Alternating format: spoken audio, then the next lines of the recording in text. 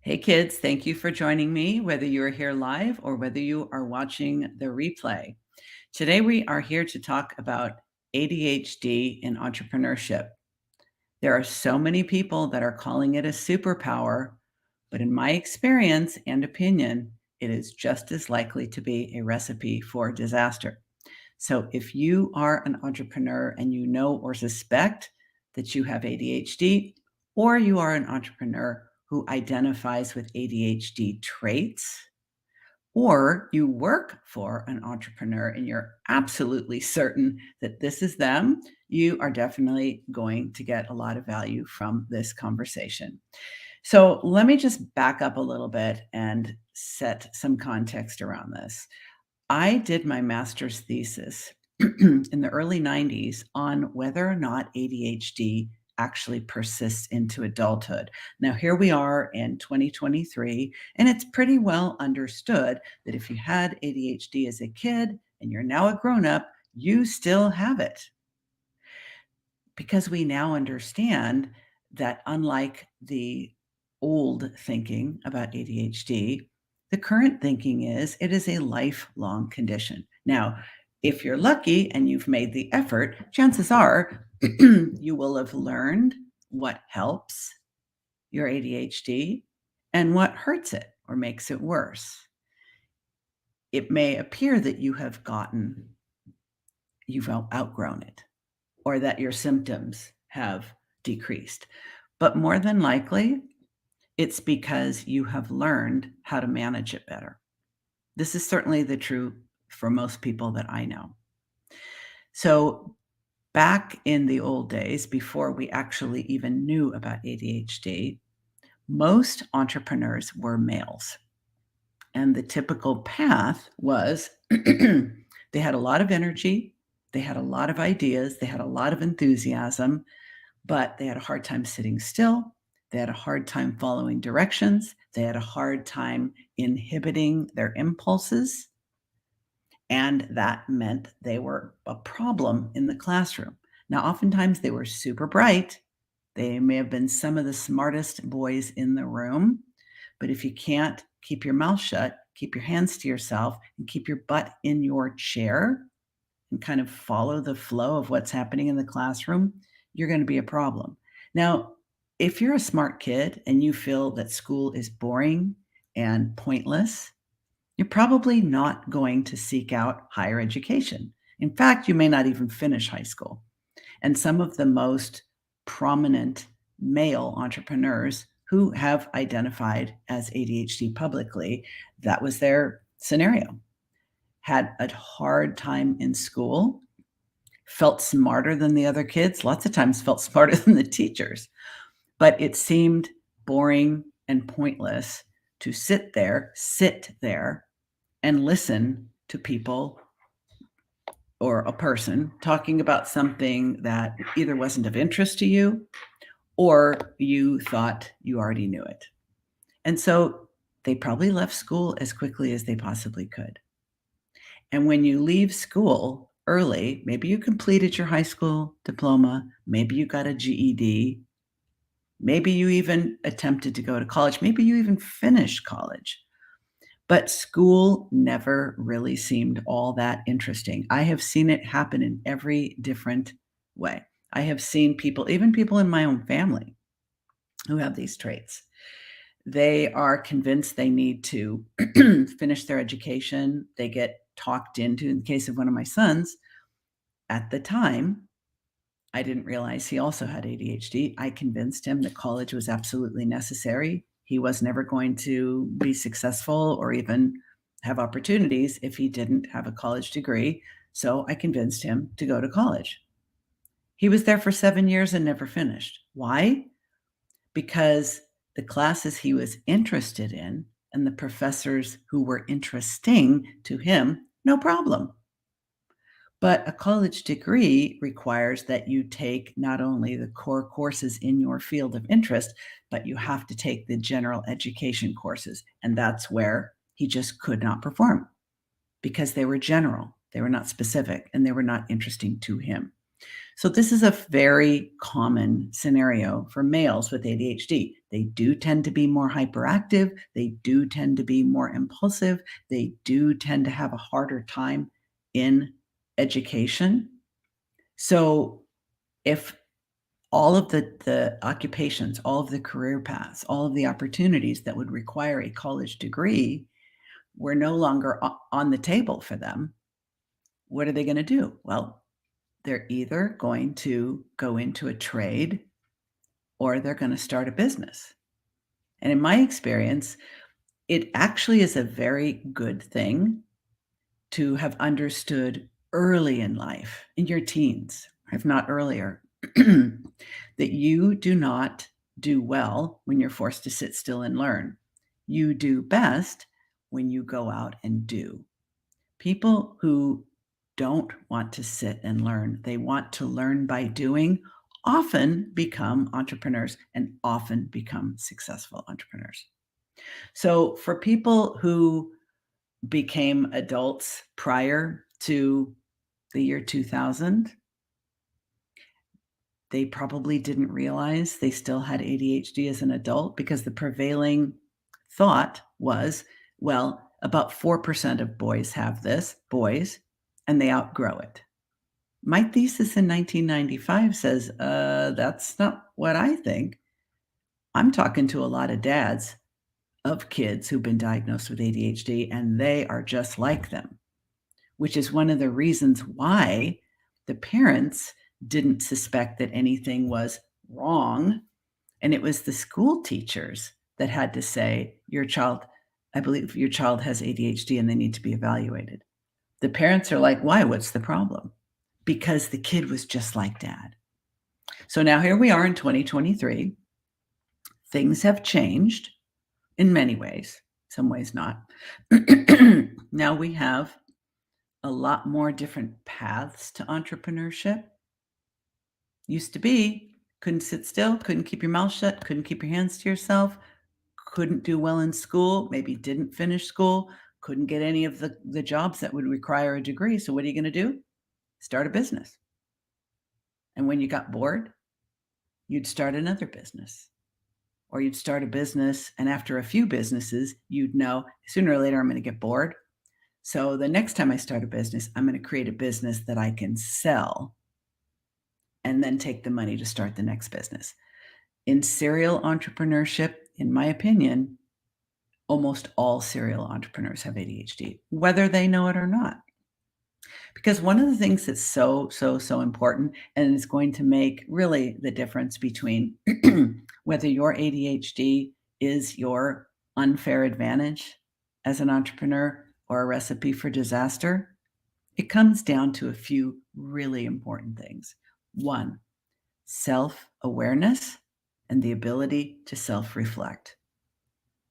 You may be the most impulsive, hyperactive person on the planet, but if you also have the ability to self-reflect and gain self-awareness, then you can make very specific, intentional, deliberate choices to create a life and a business that work with your strengths and minimize your struggles. I think it's very hard to do that accidentally. And the only way it would happen without that self-awareness and understanding, self-reflection would be by accident. I have seen this many times. When I still lived in LA, after I closed my psychotherapy practice, I rented an office at WeWork, and then I later rented space at a different co-working space called Control Collective. I'm still in contact with many of the people that I met there. Loved the place because the entire place was outfitted from Restoration Hardware. Love it. Love that stuff. That's my aesthetic. So, anyway, a lot of the people that I met at Control Collective and also at WeWork were entrepreneurs. They didn't want an office, they didn't need an office, but back then, pre-COVID, this is like 6, 7 years ago, nobody was really working from home unless they literally were absolute beginners, founders, had a startup, you know, the typical Steve Jobs story, working out of their garage or their kitchen table. Most people would be working out of a co-working space if they had the resources to do that. So I met a lot of entrepreneurs during those days. Most of them were hyperactive, impulsive, risk takers. And by the end of the 3 years, a lot of them were no longer in business. And I think the main reason for their failure came down to a lack of self-awareness and a lack of the ability to self-reflect. So I think that's one of the things I'm going to talk about in this live stream, whether it's going to be your unfair advantage or a recipe for disaster. You have to have at least a halfway decent ability to self-reflect so that you can create self-awareness. Without that, it's a total crapshoot. Shit show, crapshoot. Yeah, I put those together. Happens all the time. If you don't have the ability to self-reflect, you don't have the ability to learn from your mistakes.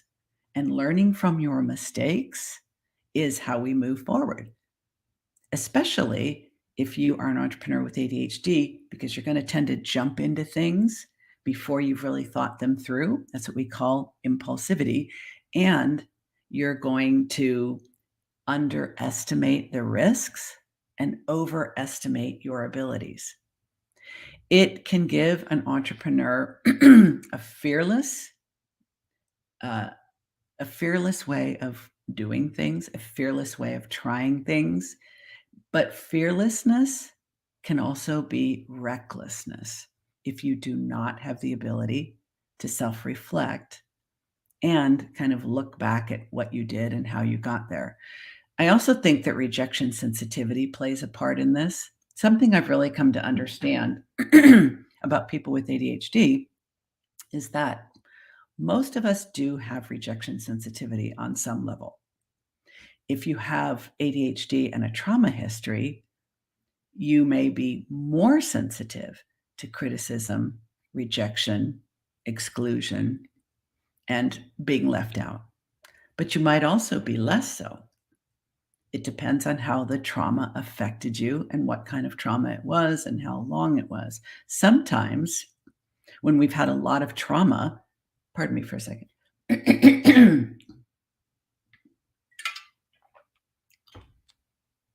Ice cube. Sometimes when we've had a lot of trauma in our past, we become more neurologically dense. It's a self-protective mechanism so that we don't continue to be re-traumatized every time we perceive that we are being criticized, rejected, or excluded. So it can go either way. Now, if you are an entrepreneur who doesn't seem to experience a lot of rejection sensitivity, it could be because you're not really taking risks. It could be that you have figured out a way to avoid being rejected, avoid being criticized, avoid being left out, which means you're not growing. You're not expanding your comfort zone. You're not learning how to get better at dealing with criticism, rejection, and exclusion.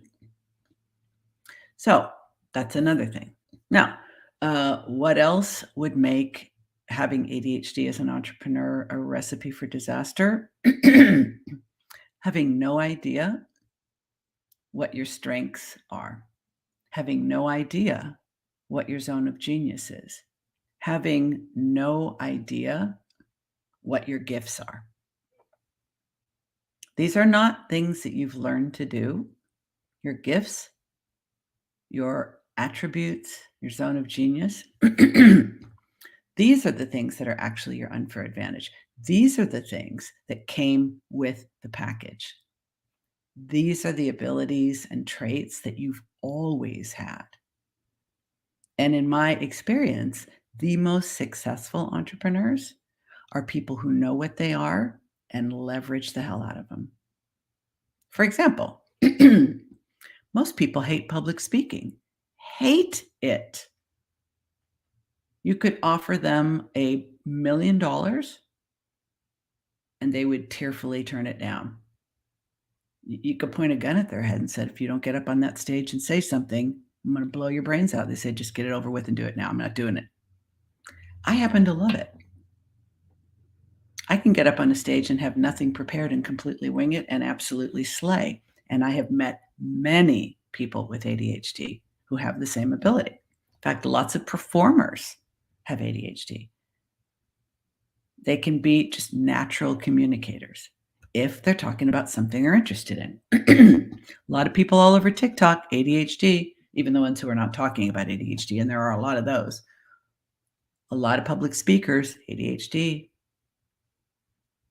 So, learning what your gifts are, learning what your unfair advantages are, learning what your zone of genius is, and finding a way to leverage that in your business, I think that's absolutely necessary for your ADHD to be an unfair advantage. So, knowing what you're uniquely qualified to do and uniquely gifted to do, and building a business around that.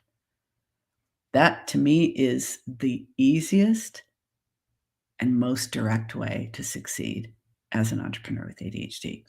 A lot of people with ADHD suck at the details. I would say vast majority suck at the details. They suck at time management. They suck at scheduling. They suck at understanding what their genuine bandwidth is. They tend to impulsively say yes to too many things. Then they end up overcommitted and either feeling like they have to follow through and do those things because they said they would, or they just no-show or cancel. It's really hard to have a robust, sustainable network if you do that.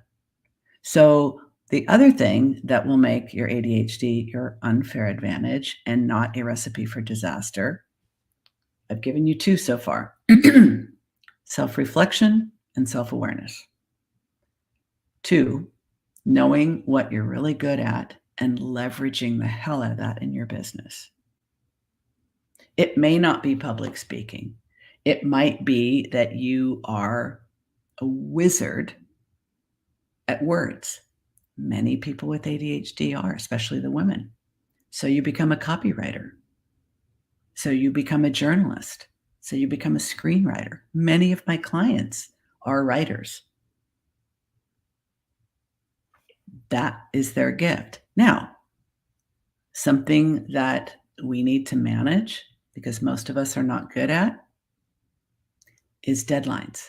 We need deadlines. So if you just have everything open-ended, I'm going to do this, I'm going to do this, I'm going to do this, it'll all work out. I'll make it work. But there's no actual deadlines.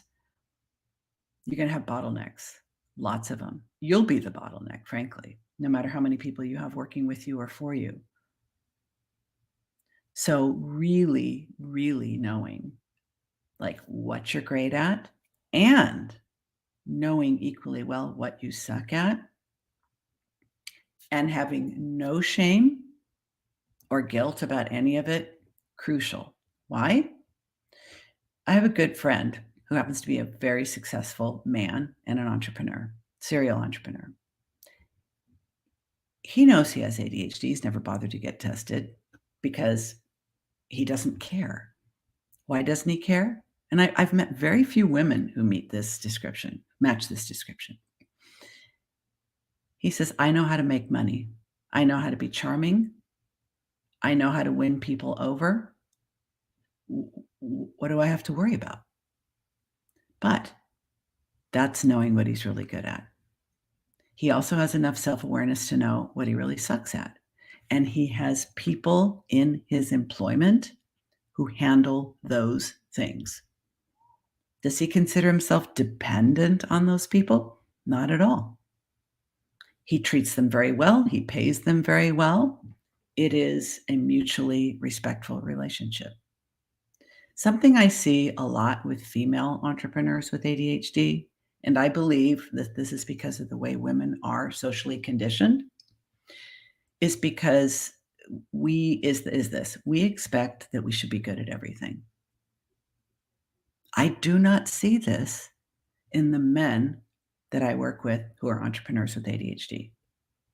They accept that I'm gonna be good at some things and not good at others, and I need to make my money doing the things I'm good at so that I have the resources to pay other people to do the things I'm not good at. When you just say it that way, it's so obvious. It's so simple. It's so logical. Why do female entrepreneurs with ADHD struggle to do that? I think a lot of it has to do with the fact that we are culturally conditioned to think we should be good at everything. And that shit started all the way back in the 70s. That women went from, okay, they're either going to have a career or they're going to be a wife and mother. They're going to pick one or the other, and they were going to do it well to the best of their ability. So you were either a homemaker and a mom and a wife, or you were a career girl. When the 70s happened, for the first time ever, and I'm talking about American history, first time in American history, unless we were at war, married mothers went into the workplace in large numbers. Now, women need to be good at being a wife, being a mother, being a homemaker, and having a career. And if you happen to have your own business, you just substitute that for the career. I don't think men have ever been socially conditioned to have the expectation of themselves that they should be good at all those things. If you think about what a difference it would make if you are a woman watching this, you have your own business. What if you didn't have to do any of the things that you don't do well in your business and in your personal life? What an impact might that have on your business, on your self-esteem, on your bank account? I think you know the answer. And it can feel like a very bold choice to say, I'm going to get paid to do the things I do really well, things in my zone of genius, my gifts and abilities, and I need to be paid well enough so that I can employ other people to do the things I don't do well, or outsource them, or eliminate them altogether. The most successful female entrepreneurs that I know have a team. And it might be a virtual assistant or two doing things behind the scenes that they doesn't make sense for them to do. Oftentimes, if they're solopreneurs, a lot of the people I work with are experts and thought leaders. So they have a top-notch executive assistant, and maybe they have somebody who handles their social media. Micro business, very successful, highly profitable. Now, how are they able to do that? How is their business and life not a shit show and a recipe for disaster? Self-reflection and self-awareness, leveraging your gifts, and managing your struggles. You got to know what your struggles are to manage them. So we go back to the self-awareness and self-reflection. But I think we also need to make a conscious decision to practice radical self-acceptance. So many women think they're broken because they have ADHD. Even the ones who are successful still think, yeah, but I have ADHD. There are also female entrepreneurs and male and all kinds of other people with ADHD who claim it as a superpower, but they can't tell you why. I suspect for many, it's because we've been taught to think that there's something wrong with us because we don't conform to the norm. It's kind of ironic, though, when you think, what if I'm actually better at something than a neurotypical? Do I still have to feel bad that I don't conform? It's a really good question to ask yourself. But if we have thought of ourselves as defective or wrong or bad or just different, we owe it to ourselves to unburden our mindset with those beliefs and to consciously, intentionally choose and practice radical self acceptance, which is there's nothing wrong with me. I am exactly who and how I need to be. These are my strengths. These are my struggles. This is how I leverage one. This is how I manage the other. No shame, no guilt. You don't need to be apologetic about who you are. Now, do I believe every entrepreneur with ADHD has the potential to use it to their advantage? I do. I actually do. Of course, we vary in the number of gifts we have. Of course, we vary in how profound those gifts are. But there are certain traits that just about everyone who has ADHD have, which are curiosity, original thinking, high energy, optimism and enthusiasm for the things we're interested in, a willingness to try something new, even if we don't really know what we're doing, resilience, or what I also like to call bounce back ability. We're often able to make connections between the dots that other people don't make. In fact, I think that tends to be one of the superpowers I see with people most often who are ADHD and entrepreneurs. We can do things really quickly once we're in the zone. Those are all wonderful traits. And did I mention risk-taking and out-of-the-box thinking and predicting future trends? The way we observe our environment can be very unique. Those are all wonderful traits for entrepreneurs. The traits that can cause us to struggle, to under-earn, and to never fulfill our true potential as a business owner is not being willing to embrace our need for structure, not being willing to create intentional constraint and focus on doing fewer things than we think we can, managing time by being more aware of the fact that for us, time is very elastic. It doesn't feel concrete, and we tend to be time blind. I prefer to call it time optimism, but we are very poor at estimating how long things take and tend to think we have more time than we actually do. A lot of us don't like schedules. We don't like systems. We don't like structures, but it is undeniable that we need them desperately. Another thing we need to be good at is managing that rejection sensitivity that I talked about. Because if you are a business owner, there's a lot of rejection on that path. So if we internalize that and try to avoid it, we hold ourselves back in the biggest way that we possibly can. We also tend to be a little flippant and to just blurt out whatever comes out of our mouth. That can be very damaging to our relationships. We can lose team members, we can lose customers, we can lose clients, we can develop a bad reputation. We can literally be impossible to work with and for, even though we may be brilliant and our business has tremendous potential. And finally, we need to also have the skills to manage our emotional reactivity. We tend to be very passionate folks, and our emotions can be up and down to the point where a lot of people mislabel themselves as either bipolar or a borderline personality disorder, simply because their emotions are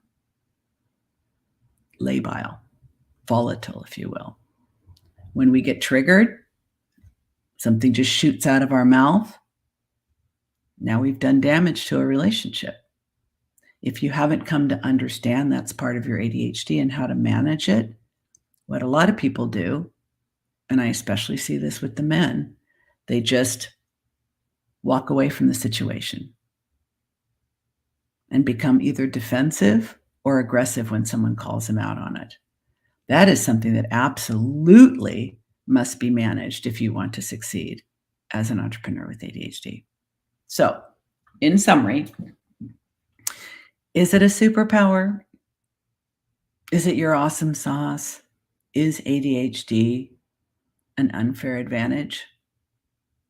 Not necessarily, and definitely not automatically. What can make ADHD a bit of an unfair advantage? Self-awareness, leveraging your gifts, and having a plan for managing your struggles. And most of the people I know who have ADHD and are entrepreneurs and are very successful, they do those three things impeccably well. If you'd like to know more, if you are an entrepreneur with ADHD of any gender and you are ready to work with a business strategist and coach who understands ADHD and entrepreneurship incredibly well. Oh, and by the way, if you haven't already figured it out, I have ADHD as well. I'll link to how to contact me at my website. You might also want to follow the Driven Woman Entrepreneur podcast for more information on this and other topics. Thank you for joining me. I hope that this has been helpful and that you will put it to use in your business and life. Bye for now.